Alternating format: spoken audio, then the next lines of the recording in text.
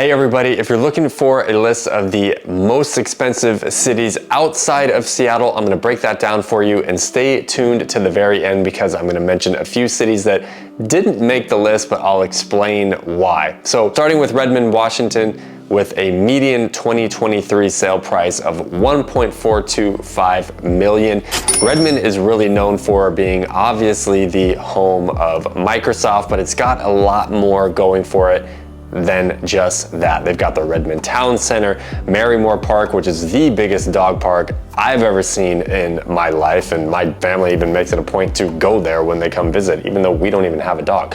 But anyway, it's that popular of a park, and they also do concerts in the summertime. You're also not far from some of the wineries that are in adjacent town of Woodinville, but there's a lot going on in Redmond, and it's just across the 520 from Seattle. Number 4 on the list was Newcastle, Washington, which came in at $1.485 million for their 2023 median sale price. Newcastle is just south of Bellevue. They have some pretty high-powered public schools there that make it pretty desirable, and they've also got one of the more premier golf courses in our area. Now that's just over the 520 from Seattle and a little bit south on the 405, like I said, adjacent to Bellevue. So it's got that proximity to both Bellevue and Seattle that make it pretty desirable from a commuting standpoint. Now, if you like going a little bit further east, number 3 on the list is Sammamish, Washington, with a median 2023 sale price of $1.65 million. Sammamish is a little bit past Issaquah, maybe a little east, a little north,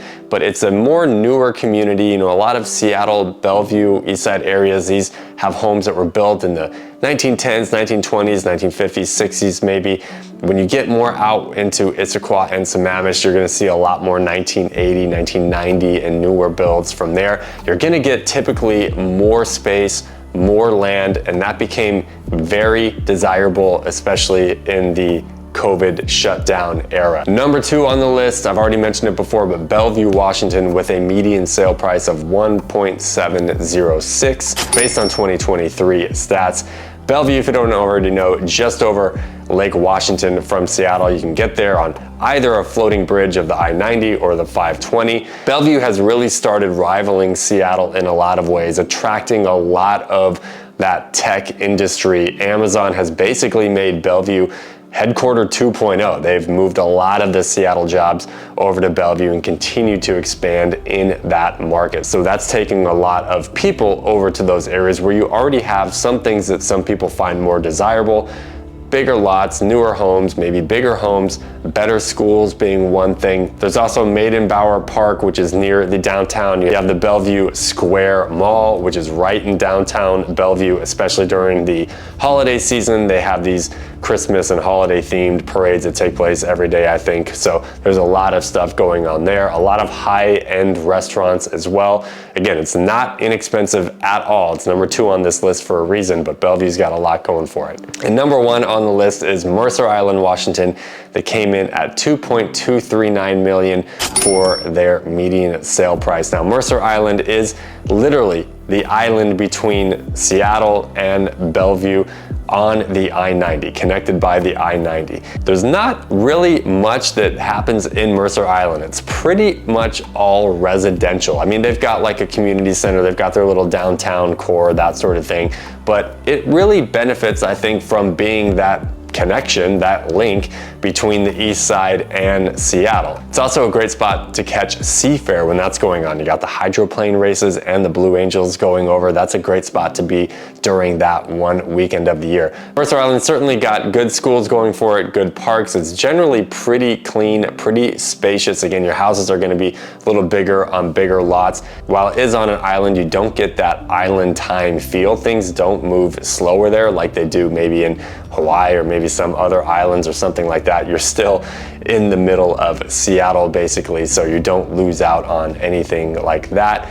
but it's still a very desirable place for these reasons, mainly being that link between East Side and Seattle. Now, at the beginning, I told you there were a few other cities I wanted to touch on in the end. Now, these are technically the most expensive areas outside of Seattle, but there's not a lot of homes that sell here every year. So it wasn't really fair to compare these areas, which may only get 35, 40 sales a year, versus areas like Bellevue or Sammamish that may have hundreds of sales a year. But they're worth talking about, if nothing else, because these are pretty impressive numbers. So there's an area that's called Clyde Hill. Now, this is the northernmost point of Bellevue. It's not a big area, but the median sale price in 2023 for the 40 or so homes that sold here was $3.775 million.